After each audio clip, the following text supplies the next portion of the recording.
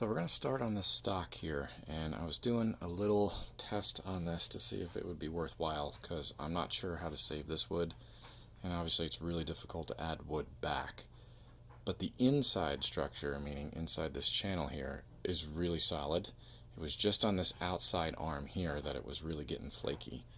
So I've tried this material before on a couple other non-gun related projects, and it works pretty good. This is just wood filler is all it is. And what you do is it's like a clay putty. You just rub it in all over this stock with your hands and just following the contour, just wiping into all those cracks and splits, and it's kind of like sand. So you just kind of work it in and try to mound it up where it was really bad here towards the end. But I did a test spot right here where I'm just putting it on, and then you take a very light, soft sandpaper just on something squishy and just go back and forth over it as it dries, and just follow the contour of every curve, and it fills in everything nicely. It says that this is stainable, so we're going to put this to the test. I've stained some stuff with this before in the past, and it's kind of okay, but we know we can't really save this wood. But if we could just make it somewhat usable, and I'm not going back and forth with the grain, I'm following the contours back and forth because I don't want to pull this filler out of the grain. So we just go back and forth just lightly. I'm not putting any real downward pressure on this. I'm just letting the sandpaper do what it needs to do. And it fills in all those divots pretty nicely. And you got to really let it dry well, because otherwise it just pulls right out. And you might have to do several passes, but there was a stock imprint here, the logo, but it was so shredded that it was almost impossible to tell. We might get some of that outline to come back, very slight, but don't have high hopes with that. But it is just ever so lightly imprinted into there, and I can push some of the grain of this filler down into that and try to save on that. Maybe if we stain it we might see some, but probably not. I have a feeling that this filler will be a different color than the rest of the wood once we get it to stain.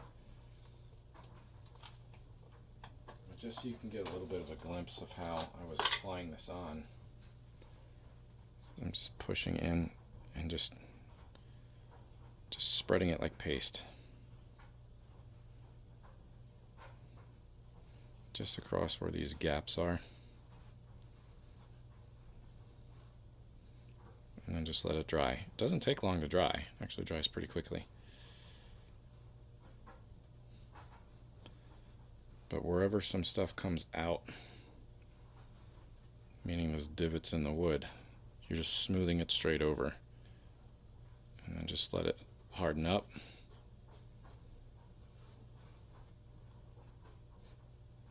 It does make a bit of a mess, but it's like a sand consistency. Just let that fill in, and you might have to do several applications back and forth, but all this split from the laminated wood is definitely getting filled. I was going to use resin for that, but that resin is going to give like a shine or a sheen to a lot of this, and would look completely different than the rest of the wood. The epoxy resin is good for when you're trying to fix the splits like this, and we'll get into this. I want to make a jig to hold this together, as best as we can. So when we put that on there, I only want to have the resin go down into that crack.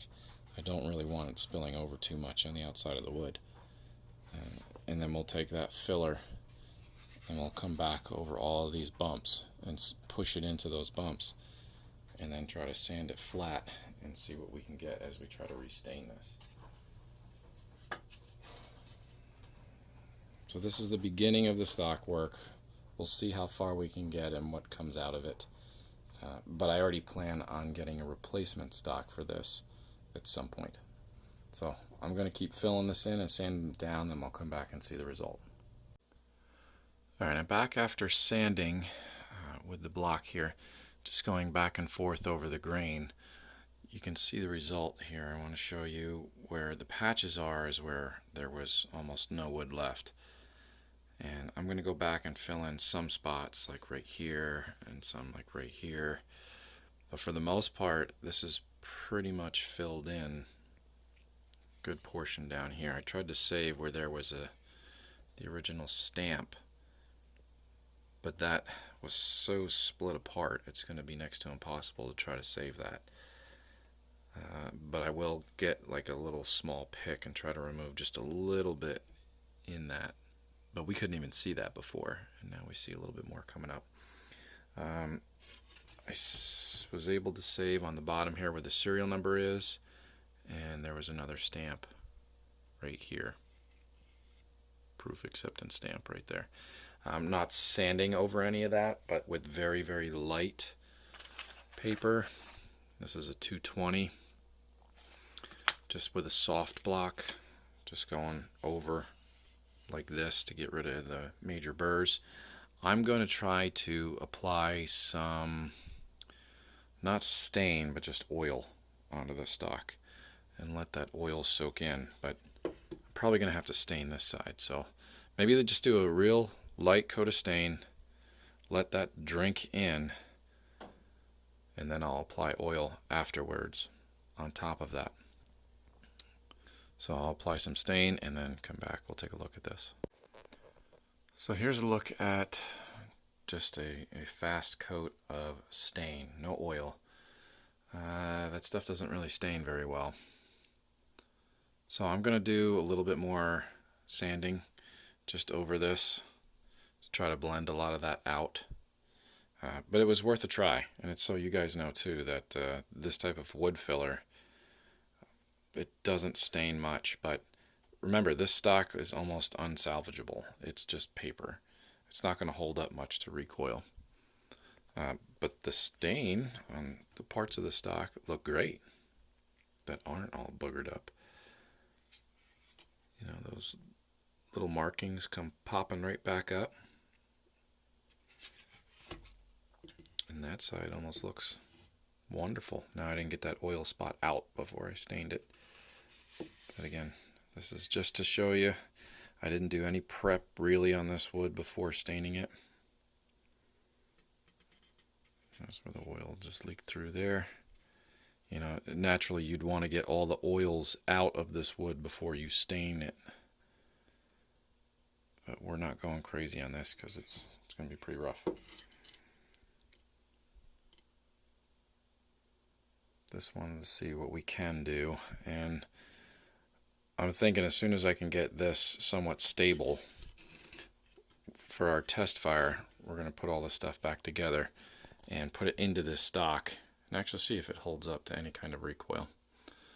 But that's the look we got. I'm going to throw a little oil on this just to see what happens. I'm going to let that stain dry pretty well first, and then we'll take a look at it after that. So we're back after another coat of oil and stain. I did the stain first. I got that filler to darken up a little bit more, but it still looks pretty ugly. This filler really isn't something that you want to use. But we knew this stock was trashed anyway. So I just wanted to see how this would react to staining and oiling. And after the stain, 2 coats more, it soaked it in pretty well. It doesn't hide a whole lot here. You probably could get more pushed in and sand this entire side, but it would look pretty rough. But it was just an attempt at something that I haven't done before, knowing that the stock is pretty much going to be difficult to use. But it drank a lot of the oil in and a lot of the stain in. So it drank a ton of it in. But what ends up happening after you oil wood like this is all these numbers and markings start to really pop out. Especially this guy here. That one came right back pretty nicely. Pretty easy to read. But the side that wasn't damaged actually isn't too bad. This is the side that wasn't laying down in the dirt, and it's kind of solid. So I'm going to go ahead and just continue to pin the end of this and put the other side in. But when we compare to what we had before, I mean, there's a great comparison to staining and oiling versus after, and what that looked like. So I'm going to do this side to match anyway, and just show with the Acryglass putting it back together, just to see what it looks like. And we're going to reassemble these parts here and put everything in here for a test fire anyway. I oiled the inside of this. This is the side that was down in the dirt. Just letting that oil soak back in there and see how much this can come back around. But overall, it's really not... I mean, I'm impressed with how much the wood drank in and how well it came back around, but we'll do a test fire, see how well it holds up. So with that off to the side, I'm going to move a couple more things around here and set this camera angle up. We'll reinstall these parts and see how this test fires with its original springs in it. We'll be right back. So here we are back at the bench. We're going to put the fire control group back in, but I wanted to set this up in a way that you guys can take a look at how that's oriented. It's not that it's too difficult to put back together, but having the spring orientation in the right direction can definitely help probably some more of you guys in the future if you're taking these apart and putting it back together. So I just want to zoom in for a second so you guys can see how that's really oriented. So take a screenshot of that if you can, and we're going to put this back together here on the vise. I'm going to set everything up. It's going to be upside down, but keep this orientation in mind. So here's everything in the vise. We're going to take that orientation that we just had, and we're going to do the trigger first. So the spring for the trigger is set like this, and it's going to go in upside down. But we have these big discs. They got to sit inside, and there's a cup on one side and a flat on the other. The cup sits against the hammer, like that. Doesn't face out towards the receiver, faces in towards the hammer. Or do I have that wrong? No, I have that backwards. That's backwards.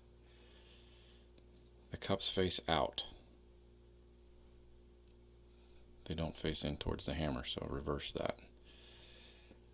And that the largest diameter pin is what holds the hammer in. Drop these down in there.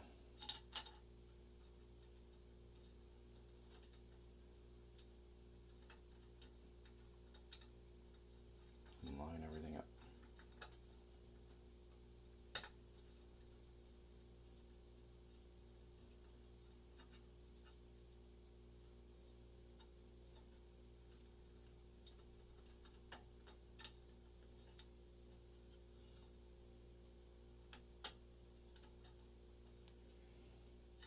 Okay, so you want your hammer spring to just have a little tension. Now these are the original springs. We're going to try to test fire this thing with the original ones. I'm not going to keep them because I just don't feel that they will last very long. But this still has really good tension to it. Next is our disconnector. We're going to push down on these two little ears of the spring. They're going to sit right on either side of those ears.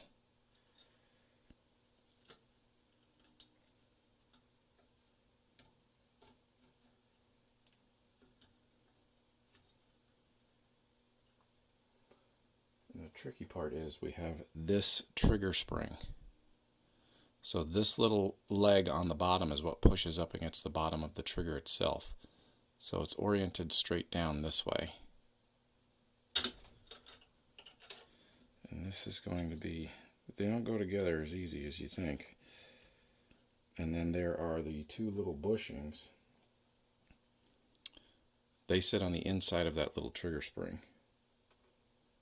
So as we push this guy down,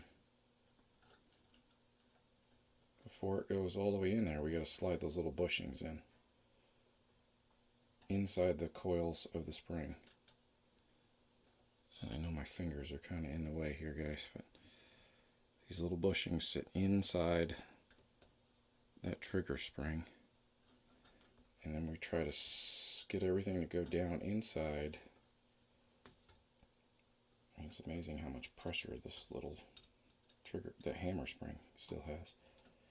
Now this has to be flat in the back.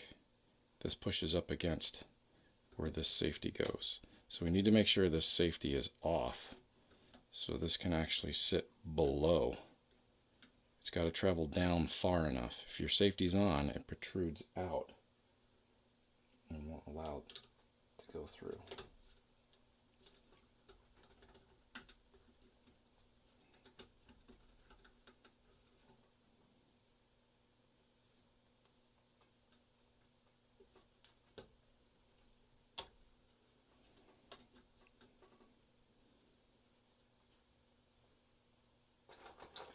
It's a little tricky to line up all those little barrels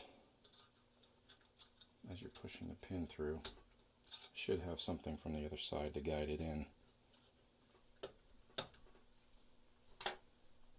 And we're there.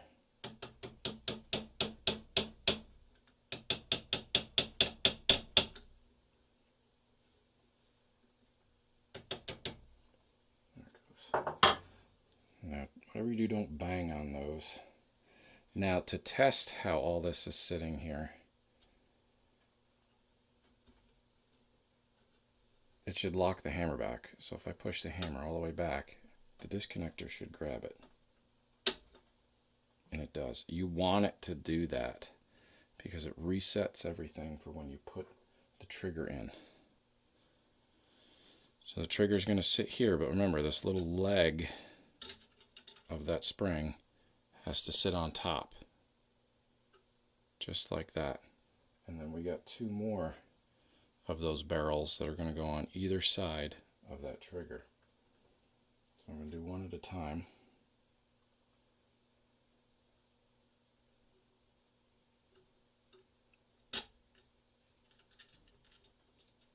What I should do is hold that with some needle nose.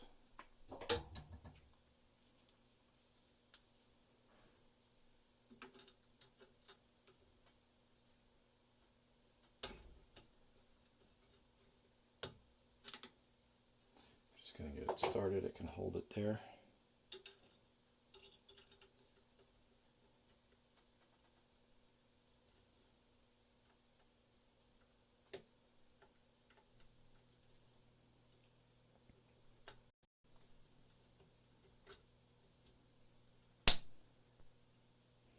I don't want to go in all the way. I'm going to use my needle nose again to hold this other barrel.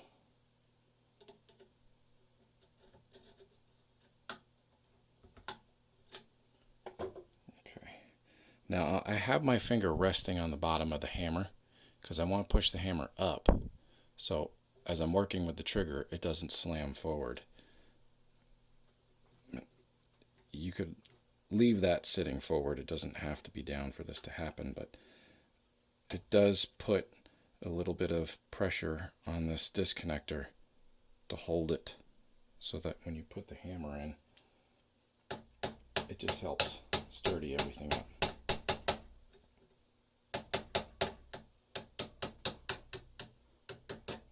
Just tapping. Okay, that's just about it. The only thing we have left is the magazine catch. So this magazine catch has those ears on the end of the spring like that. They have to hold against this, but the orientation of that mag catch is like that. And it should slide in.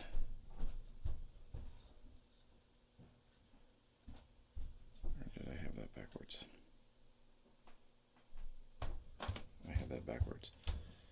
So the orientation of the catch is that way. That's how it should look.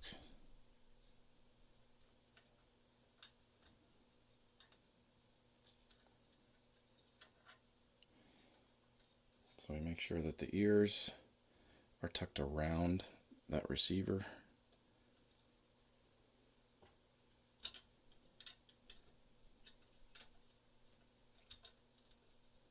And the bottom of this needs to sit on top of that little spring.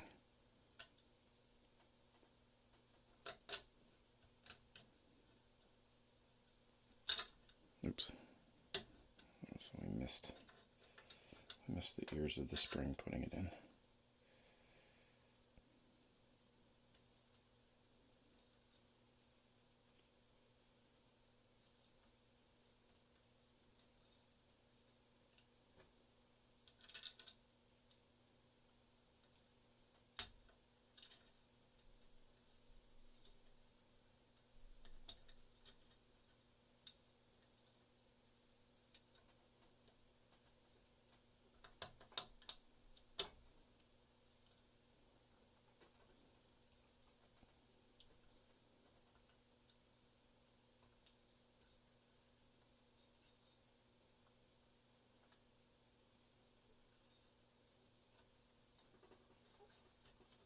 This spring is kind of a pain in the butt to get lined up and keep lined up.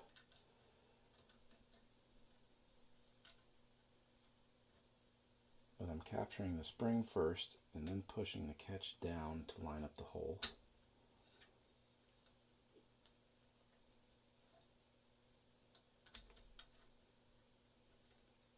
It's so slippery with everything being oiled up.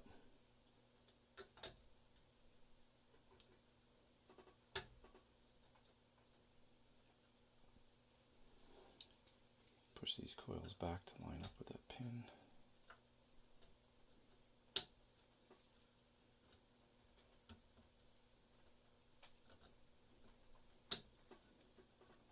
Okay. And it should have that amount of tension. That spring was actually one of the better ones in decent shape. So I'm going to hold my finger on the hammer. Safety turns on and off. And it should release. Everything's working pretty good. Just like that. That's the orientation. So I'm going to take this, I'm going to put it all back together in a stock, and we're going to test fire these to make sure everything works. So hang on one second. Alright, so we're just going to drop everything back down into this stock piece. And test the fit on it all.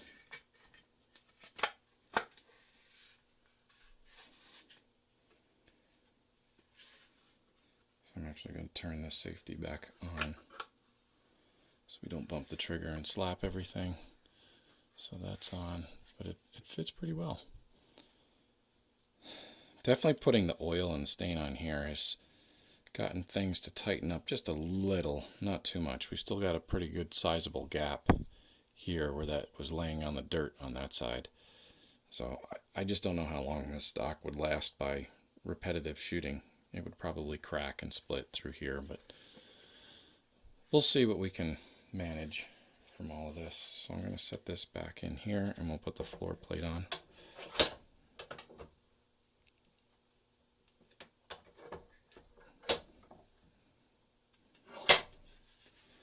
Make sure that the wood actually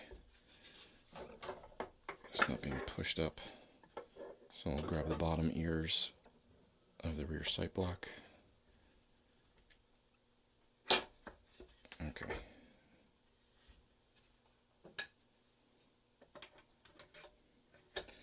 Now these little turrets on the bottom of the trigger guard actually want to snap in down into these holes, but we gotta push this forward. I'm going to get the mag catch out of the way. There it goes.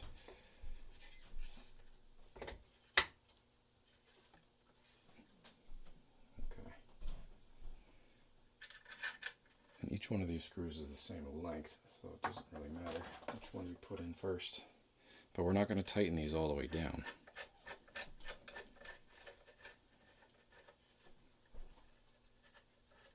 Not hitting anything there. See if we can get the back one to go first. It may not be lined up.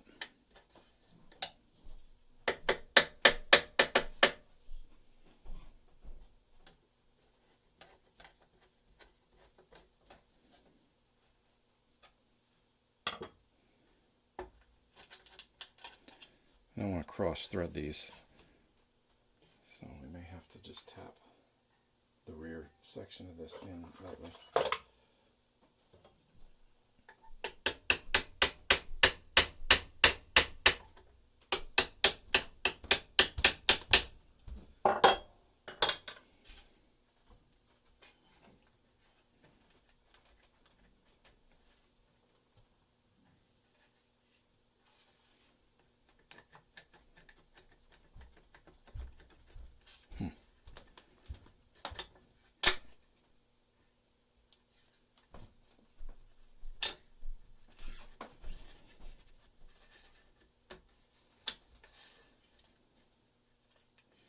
We'll do this back one first, but we're not going to put a lot of pressure on that screw. Just want to get it started. I want to make sure everything's lined up so I don't cross thread these. Okay. Now we can try to get this guy.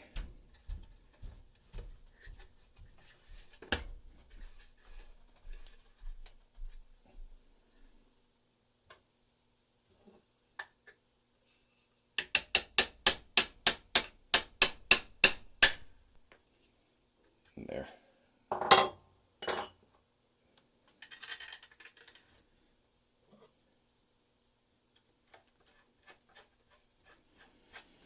Then we'll tighten this one and go to the back. Not too tight, just hand tight. Again, I don't want to damage these screws. That's it. That's all we're going to do there.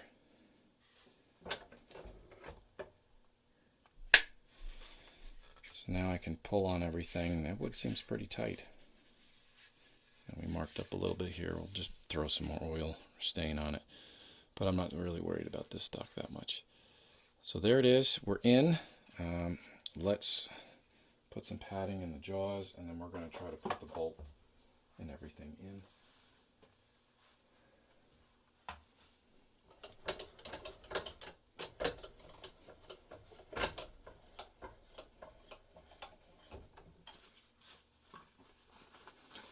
These are just some pieces of wood. Wrap some paper and stuff around everything. Helps hold it.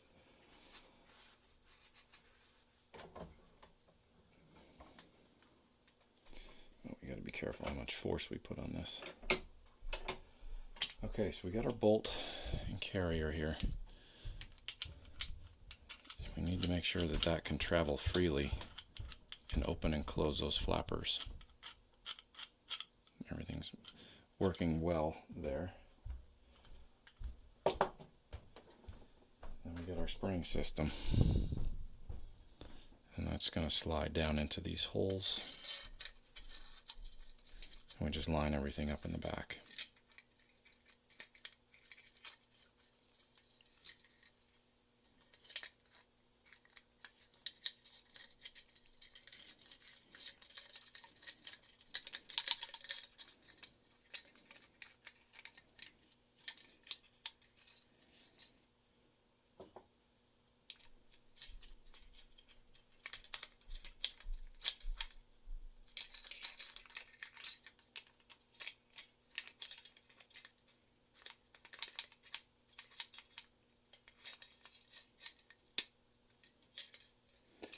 What are we getting stuck on?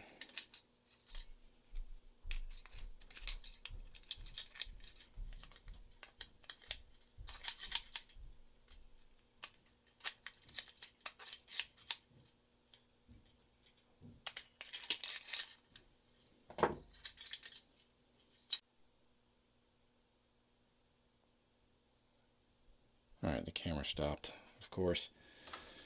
So as we were compressing everything to put it down in,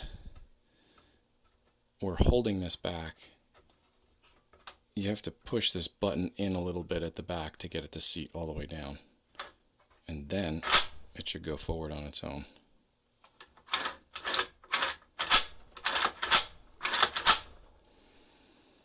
So we'll turn the safety off. We hear the click. That's working. I'm still holding the trigger down. And it reset. So mechanically, we're there. That looks pretty good. So we're going to button up just a couple more things here. I'm going to probably end up putting the dust cap or the butt plate back on towards the end. The front sight we'll put back on, and we'll go test fire this thing to make sure that it's actually working. And then we'll work a little bit more on the stock and try to complete it. So we'll be back in a second.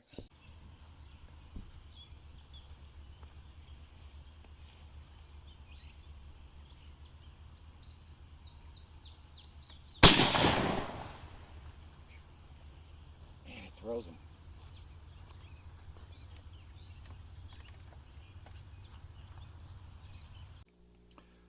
So I wanted to review this Acra glass here. Some of you may have used it before, and some of you haven't. Acra glass is a product that you can get through Brownells. It's epoxy and resin. So you have a hardener, and then you have just the resin itself. And you mix the two together. This one's clear, and this one has like a honey color to it. But they come with dye, where you can color it and try to get it to match your wood. A lot of people will take sawdust and try to put it in there too to get that color and that same feel, but we're not going to do that here. But I'm just going to mix a little bit up, and I'm going to get a little cardboard or something, put it here and mix it up on here, and then leave a stick sitting in it that we use to apply down into here. So when that's hard, then I know that's hard down in there. So they're 50-50 mix. So this one's clear. We're just going to do just a little bit in this cup. And a little goes a long way. So that's just a little bit there. Do just a little bit here. And it's like syrup.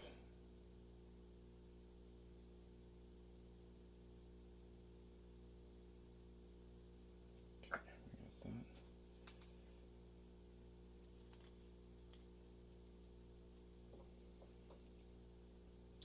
And I'm gonna use this paper towel here. It's perfect. White background.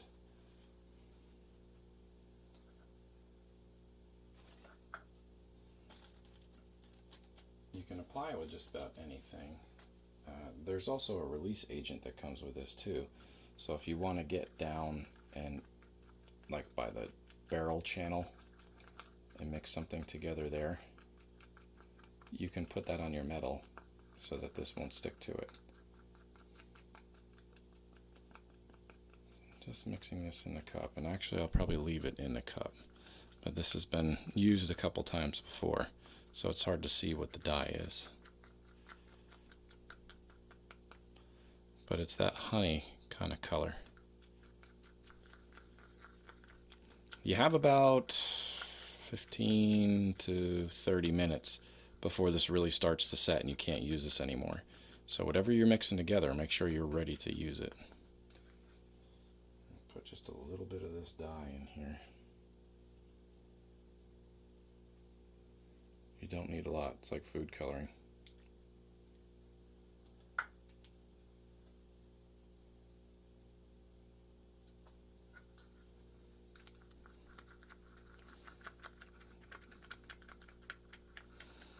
Yeah, I know it's going to be hard to see in the bottom of this cup, but just that little bit of dye,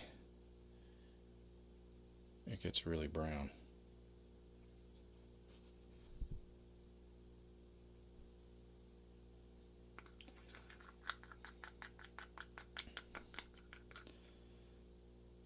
So it is pretty runny, so it's going to work its way down in there into that crack. You want to get most of it down in there, but you don't need to force it down in there. And I'm just draping it over that crack. Don't worry about the excess right now, because when this is hard, I'll show you how we take that off. But obviously don't make a huge mess with it if you don't have to. Now I'm expecting this crack to really drink the majority of that in, but I have the screw down in there. And I put some release agent on that screw before we set this up. Now I don't want to flood this, so we're just going to do a little bit.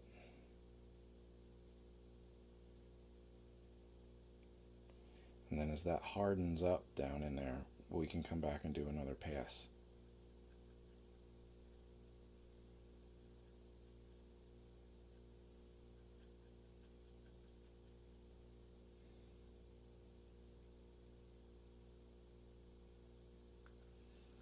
So I like these long Q-tips for this reason.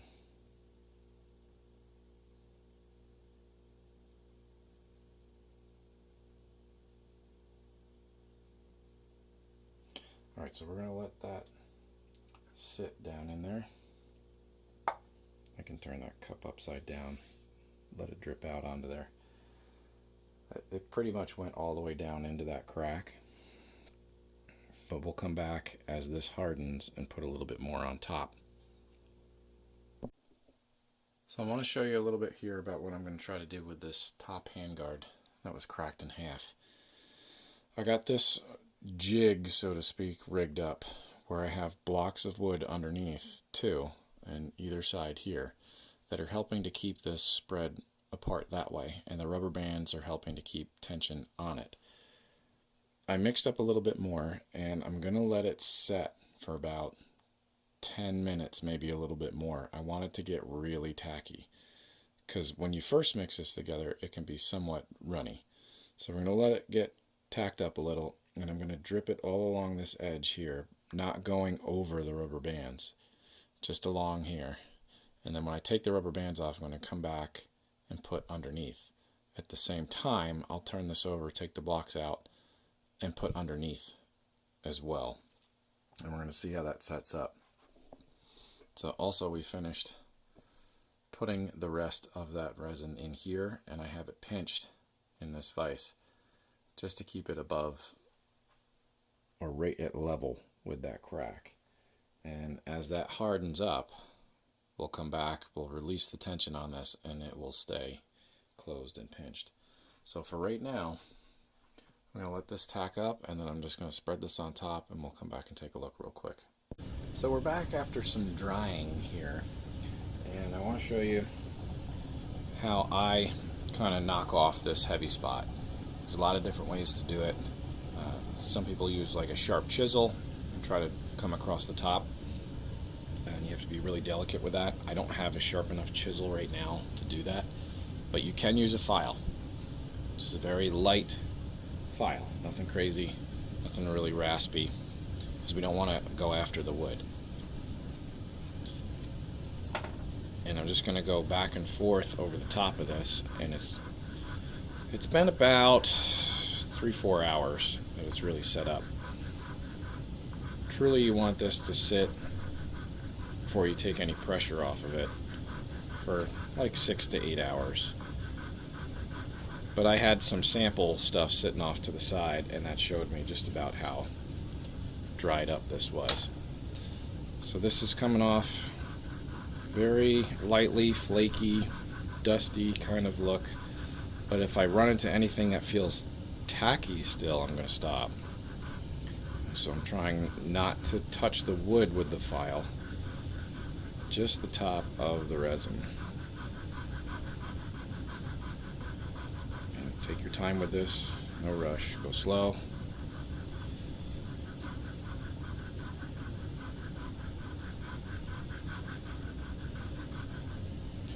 Take breaks, wipe off the file, wipe off your work.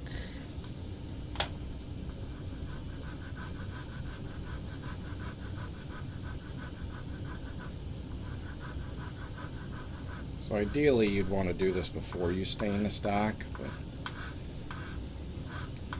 I wasn't sure if we were going to save this wood or not. We're going to do our best, but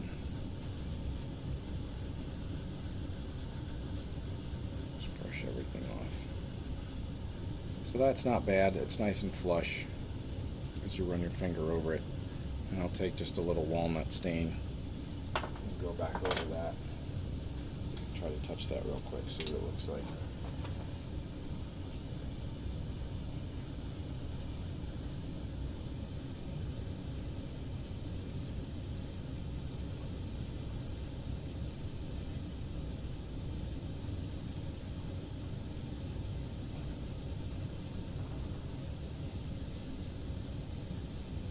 It blends pretty nicely. But now that crack is filled. So we're going to move on to this handguard here next. So the top handguard came off pretty good. I just popped the 3 rubber bands there, and there. So we might have a little bit of a gap where it didn't cover, but for the most part this oozed through on both sides quite well. So I'm leaving this in a lot of padding, and it's barely being held. The last thing we want to do is squeeze that together and pop it apart. So we're going to do the same thing we did at that bottom of the stock here. We're just going to go very lightly over the top. So this is wood that wasn't refinished before. So we'll see what it's like doing this before we refinish. This is really the way you're supposed to do it.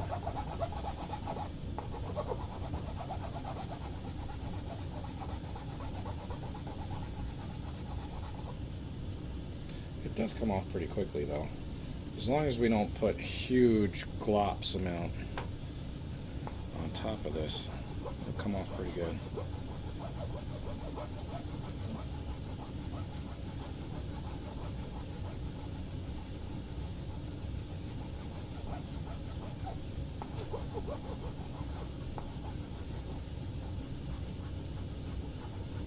Now if I had a sharp chisel here, this wood is so brittle, it would probably just flake right off from the pressure. So I'm trying to go as lightly as I possibly can over this, because every time this file touches the wood, it's just dust.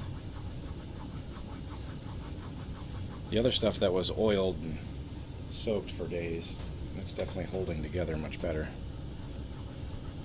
But this handguard was pretty crunchy.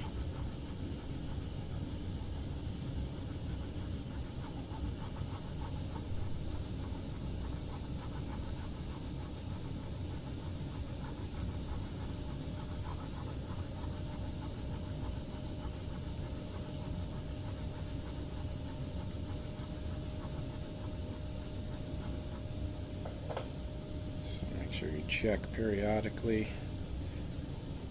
But if we filled everything, then we won't see that gap. Because this stuff, when you dye it, blends really nicely with the wood.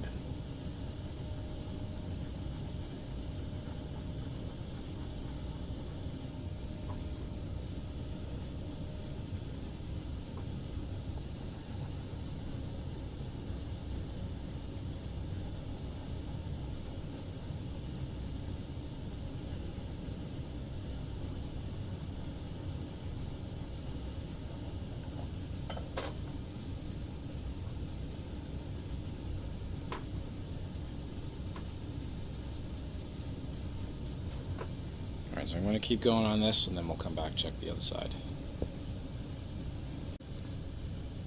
So back after the results, everything was filed off, and I took just a little bit of my really light sandpaper, this 220 stuff, and just going over it really lightly, just trying to blend the coloration between what we're pulling up on this new wood to what's underneath.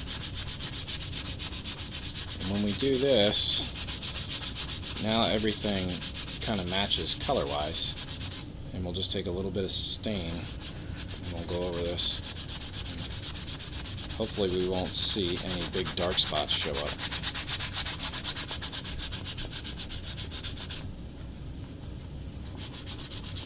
do, now's the time to go back and file a little bit more. Be careful down here where it's really flaky.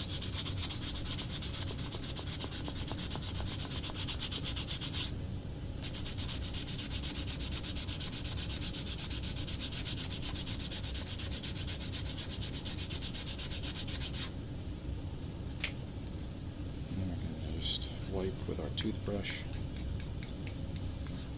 So we got one little spot there where that rubber band was covering everything.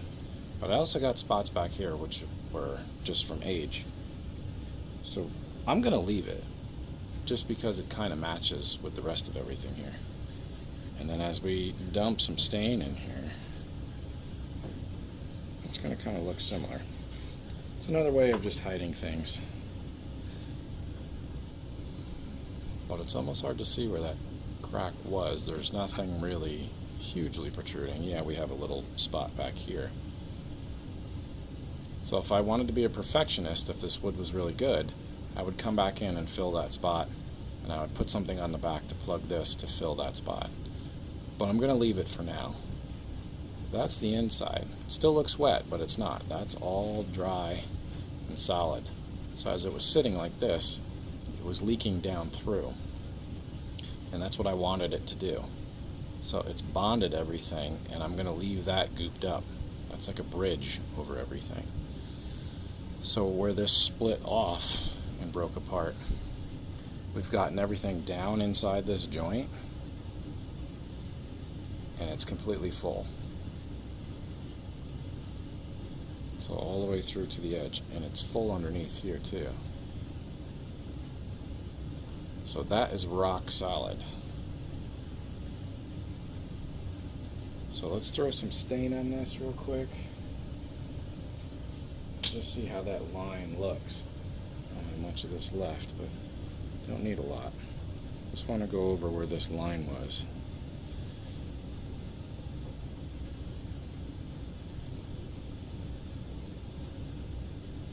And you can see how well, with that brown dye that we put in there, how much it's going to hide.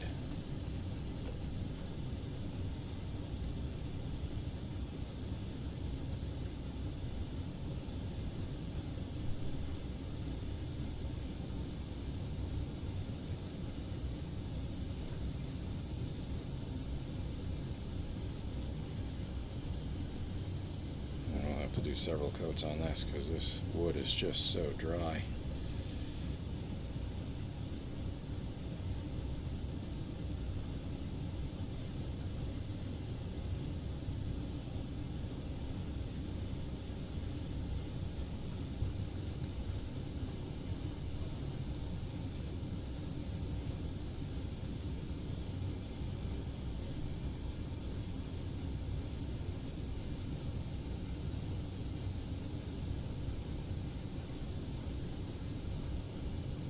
But that crack's going to be perfectly hidden in there.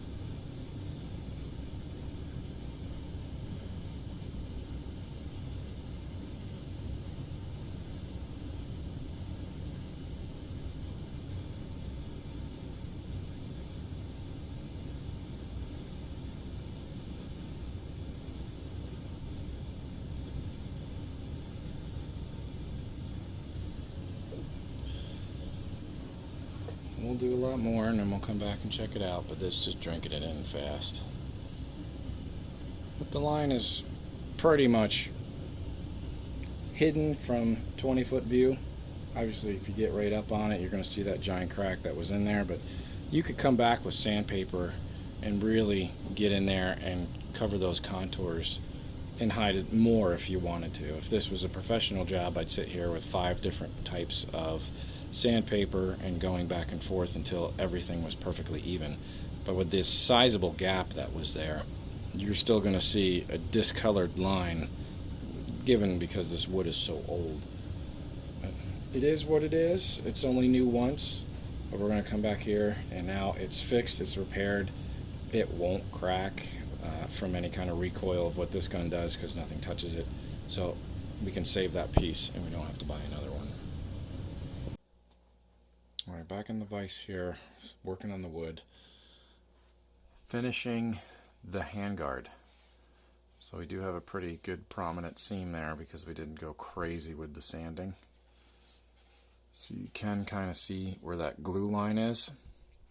So if we sanded that more and did a different oil finish, we could hide it. But there's so many holes and cracks in this thing that I'm not going to go that much further. This is 2 coats of stain and then oil after. So the oil's still kind of wet on this, the way that it looks. But it's solid. It's not going to come apart on us. And we can set that off to the side. Now we have the big issue here of trying to get this front piece reattached to the main stock. And the plan is I have these nails, and I want to drill 2 holes and push the nail in about halfway, and then I'm going to cut it. And I just want a little bit protruding out past here, and I'm going to index those into the front by just grabbing this and pressing against it in a nice line. And then we'll use those witness marks to do 2 drills into here. Then we're going to take our Acro glass and we're going to coat all of this. We'll clean this up on both sides, and we'll use the Acro glass, push it together, and I got to come up with a jig that can keep this together and press down to the table. So I'm going to get creative here. So I already made 2 witness marks here where we want to drill into, and we got to be really straight going into this.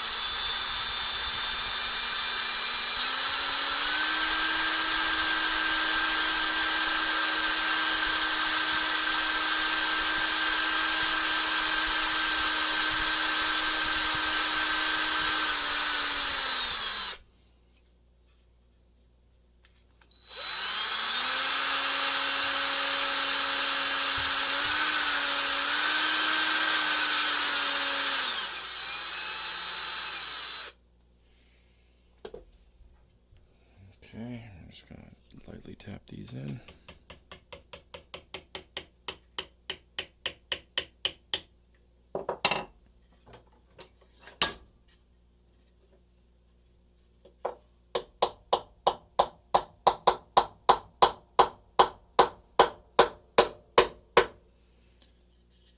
As far as I want to go with it.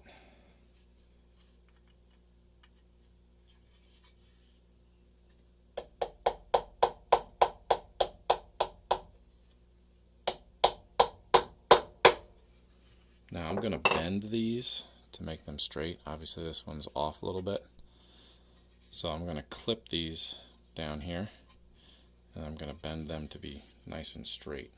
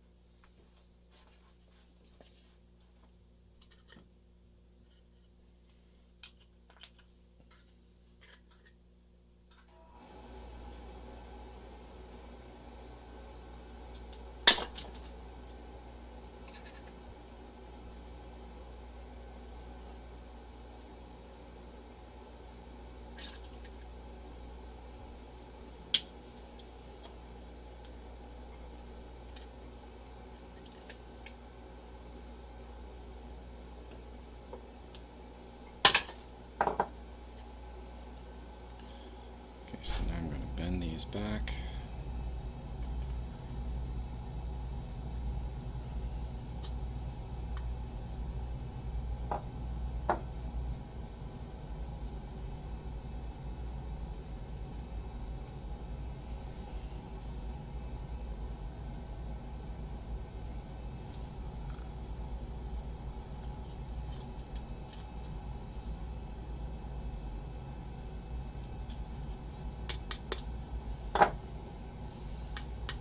Now before we push these together, before this reattaches to here, what I want to do is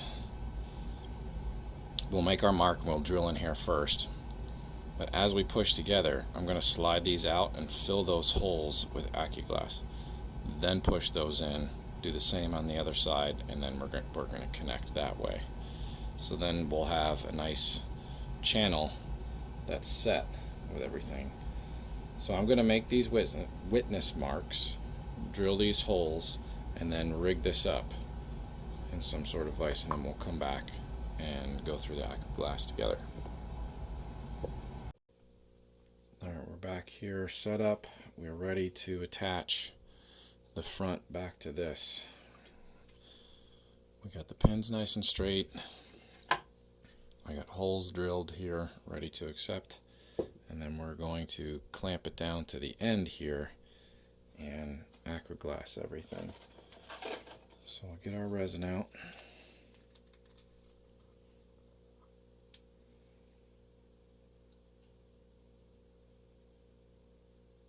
I'm going to mix a good amount of this and then dye it.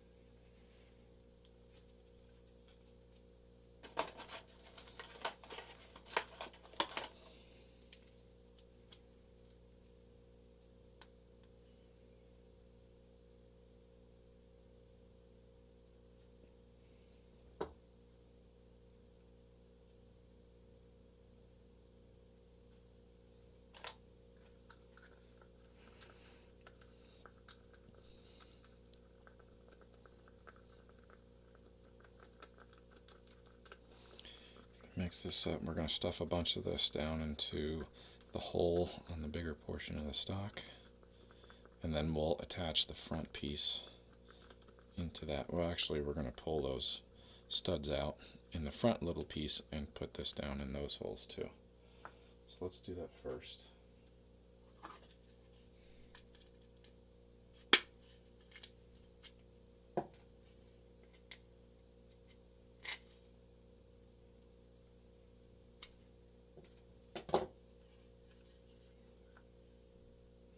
Well, it's still pretty liquidy. It should flow down into there pretty good.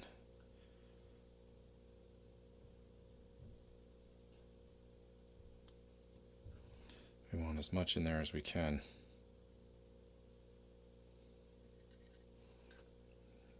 And we'll spread all over the front of this. Coat it well.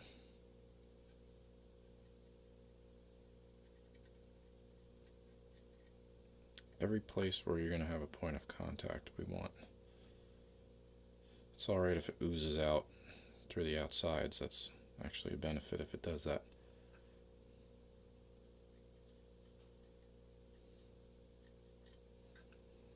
Now we got about 15 minutes of this before it starts to get extra tacky, so we got some time.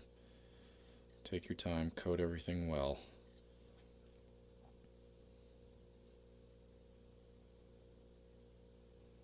Some of this may soak into the wood, just given how dry it really is.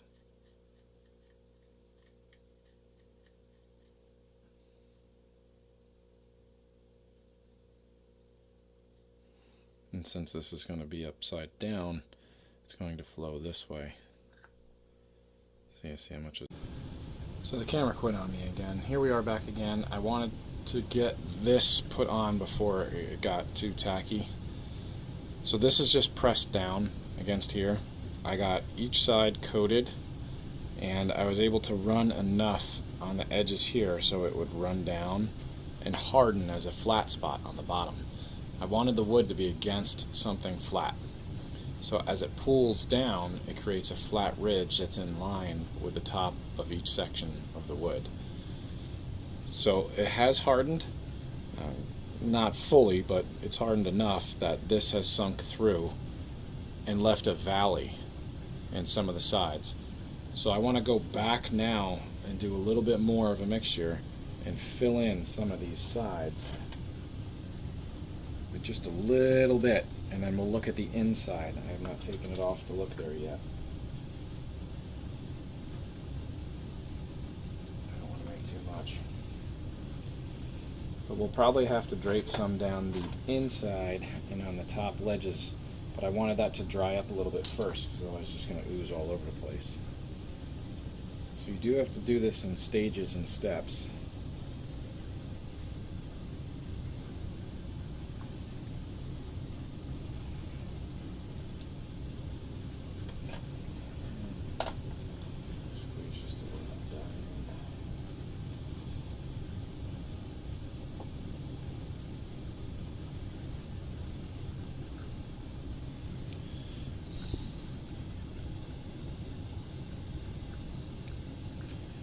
So far it looks like it's lined up pretty well. So once this stuff really sets in, I don't see this being an issue, knocking loose.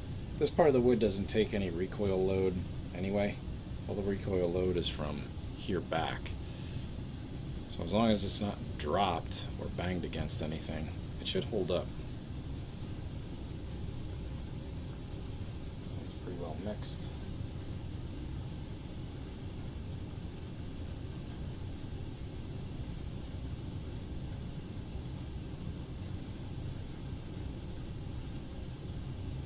I want this to run down wherever there's a void here on this side, which you can't see, but there's quite a valley that was left. And same on this side.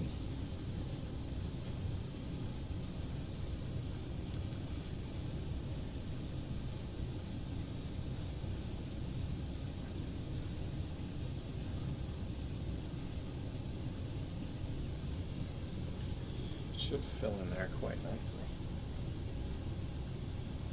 It pretty much does.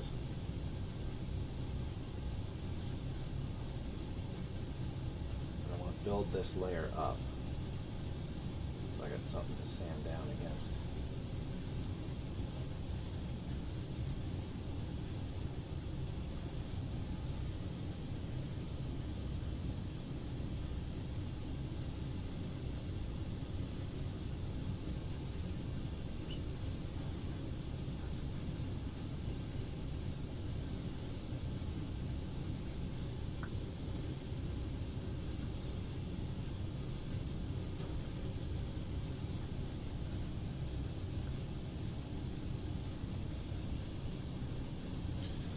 Take this off and just slowly turn this around. See how the other side looks.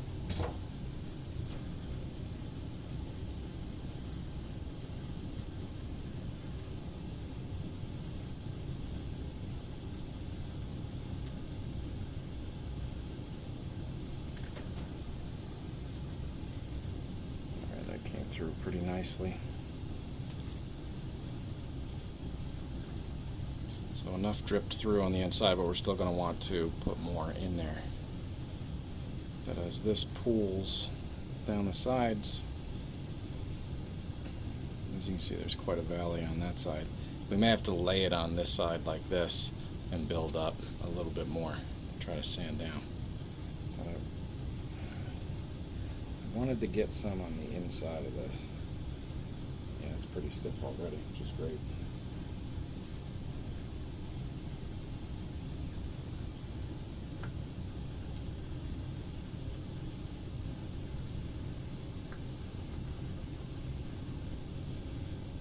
We're going to fill this crack and crevice in here.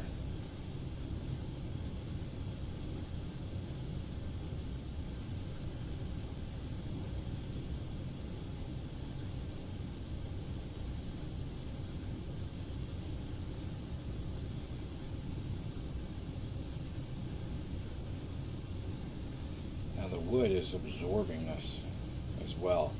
So we got to keep it really ponded on top, pooled, so that as it hardens up, it's got something to bond onto. If it soaks into the wood, you lose everything that it would bond with. And also these other cracks that are split down the center, we're going to lace them on there as well. Every place where you see a big split, because it'll soak down into that wood.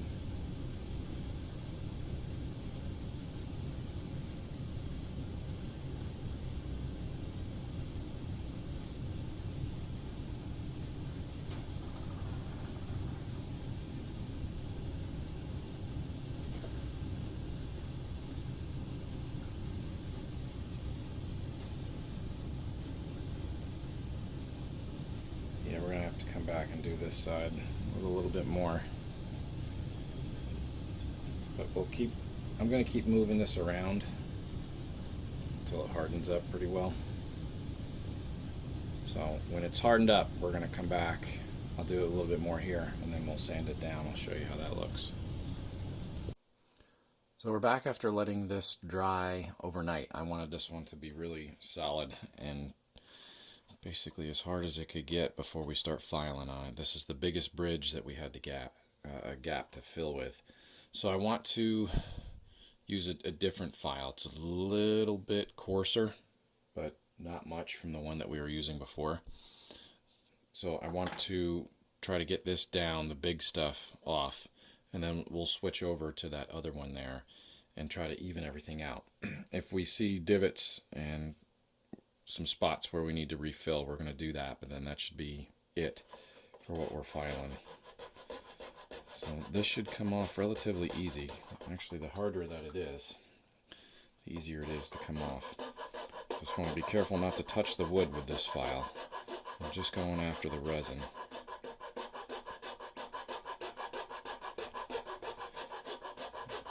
And if everything was nice and straight, then we should be okay. Take your time on this stage. Go slow.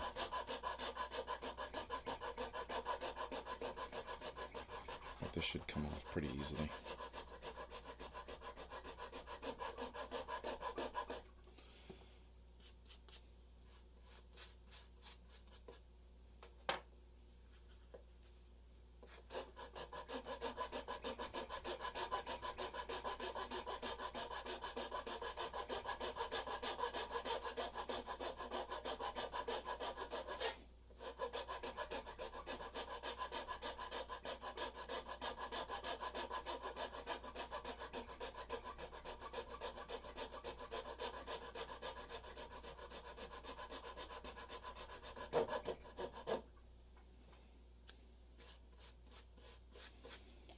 Just about there.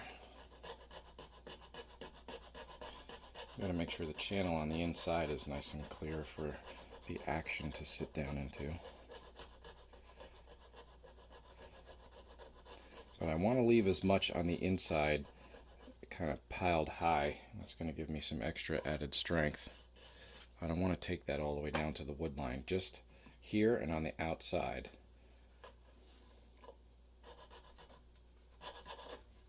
Right now I just want to make sure there's enough clearance for everything to lay in there.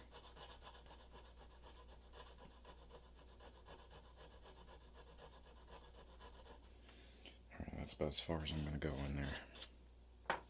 So I'll switch over to my a little bit finer. We'll pick this up a little bit. I'm barely holding this in this vise. I don't want to squeeze anything any harder than we already are.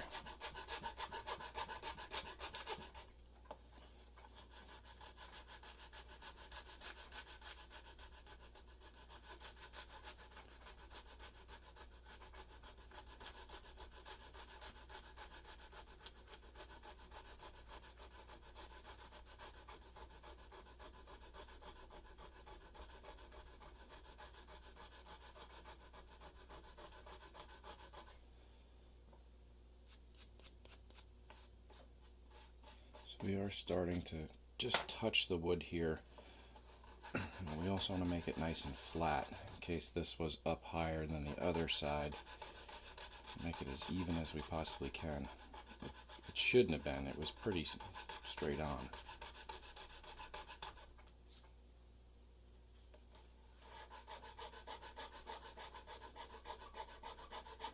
And we're not going to be able to hide much of this parting line just because it was so big. But typically on another stock that had really good wood where we would be trying to hide this, we'd be taking a lot of this wood fiber and this plastic fiber here and mixing it together with different resin to fill the outside of that and try to match it.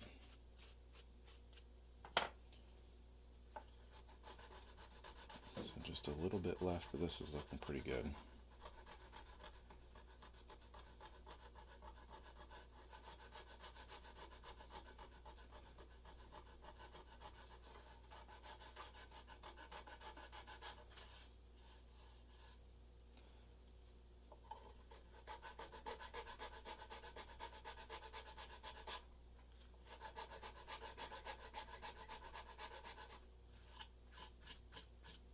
That's about as far down as I want to go with that. That'll be good there. Switch back to coarse and we'll do the other side. So I'm going to do this side and then flip it back over, or probably just come from this side. So we'll turn it 90 degrees and then we'll get you back in here. So I turned everything 90 degrees now. We got our edges flat on top. This, we had some sink right here, so we know we're going to have to come back in and fill this. But I want to get this flat first. Pretty much right here and right here. I want to take these out and get that as flat as possible. So when I set this in the right area, it'll pull right where I want it to. I want to see if I need anything else up over here as well. So we're going to go to the fine file here and just take off the top. See if we can at least get at it. We might have to switch to a sandpaper. And this we're going to go really slow with and just use the top of the file because I don't want to take too much of this away. But we'll take off as much of the top layer that we can, and then we'll probably have to come back with a sanding block and work at the rest.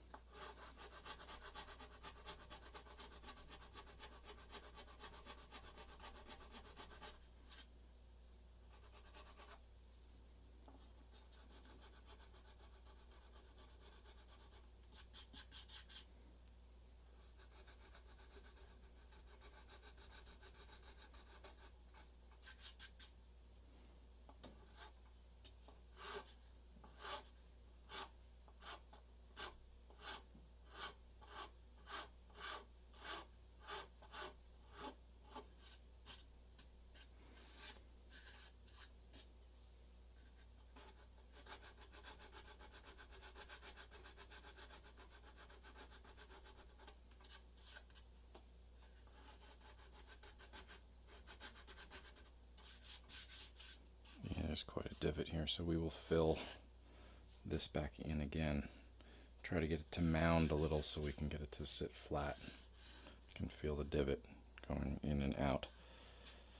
So that's okay. I'd rather put more in there and do it in steps and grow that higher. Let's turn this a little.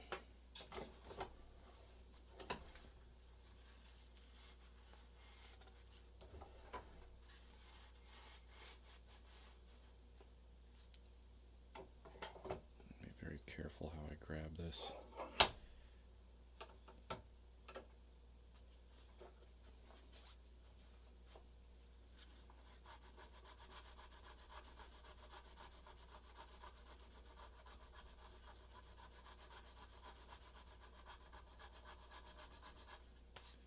So I'm going to work my way around here and come towards the other side, but I'll flatten all this out and then come back and show you where we're going to add. So everything is sanded down nice and flat, and this is really the only spot that had any kind of dip or divot to it right here. There was a lot of damage to this side of the wood, so when we connected the two there was just a larger void there. So I'm just mixing up a little bit more resin material and we're going to try to pile it up here. Just not too much because it's just going to run down the other side and give us more work to do. We're just going to build up a little pile here, and then hopefully it'll just slowly ooze down the other side. So the goal is just to make this flat. So if we got to build it up a little on the sides, that's fine.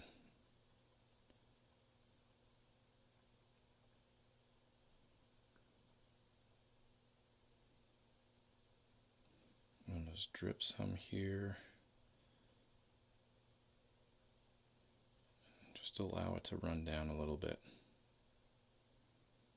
But we kind of want to stop it right about here. So naturally it's going to flow just a little bit. We're just going to let gravity do its thing there.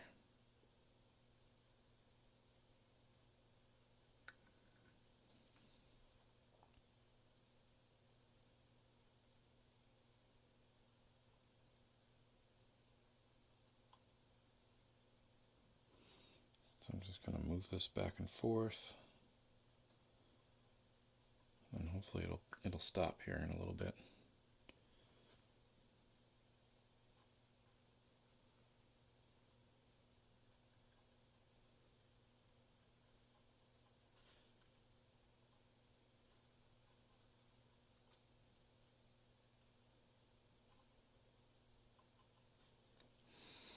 So where the file was touching the wood, it made it a light spot. So I'm going to use that as my topography here. So wherever it's light, I know that's a high spot.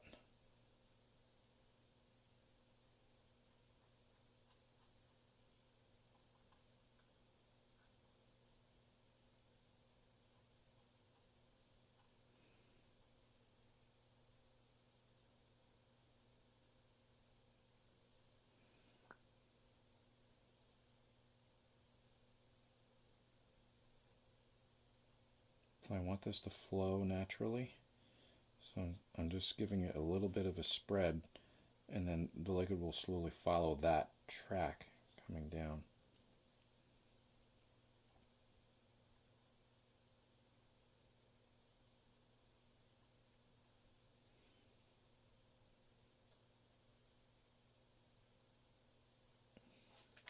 But that's it. That's all I want to do. So I got to try to hold it here. So I'm going to turn this 45 degrees if I can.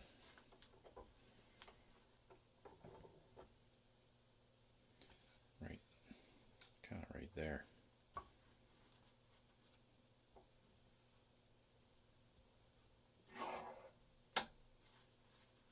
I don't want it to run up over the top either. But we can see everything here is nice and flat.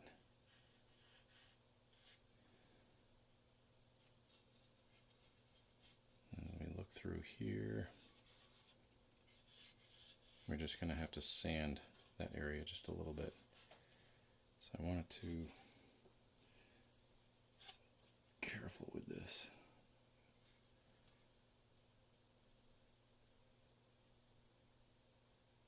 Just build this level up.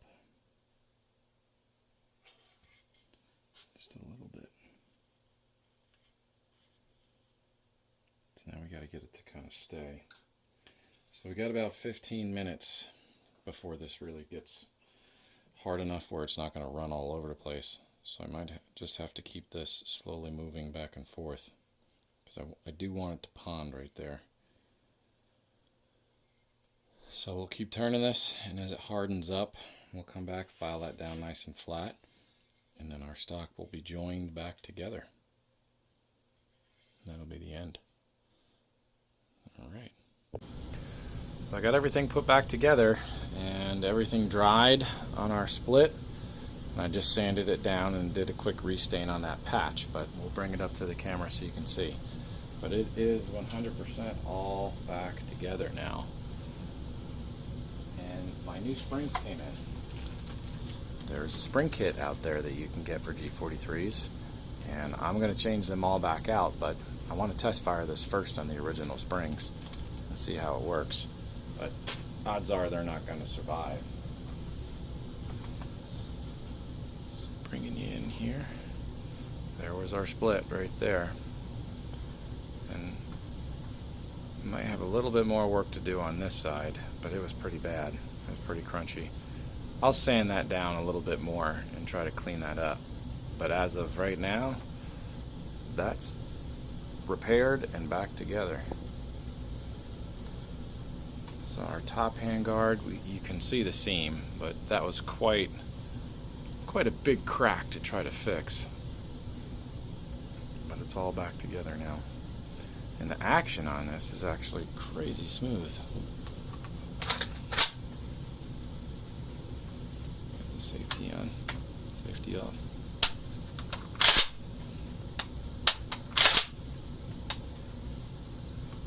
Works very nice. And I cleaned up back down here a little bit more too. Trying to get that stamp to come back out. So I was doing a little steaming on that, and just oil and steam and oil, and I got most of it, but this wood was kind of gone and flaking away. Just the fact that I got anything was impressive. But this side of the wood was actually pretty nice.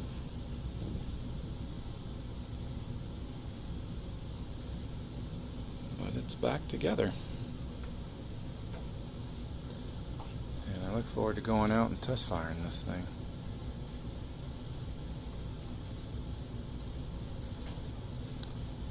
But that's going to conclude everything here on restoration. Now you guys kind of have a little bit more of an insight on how to do it.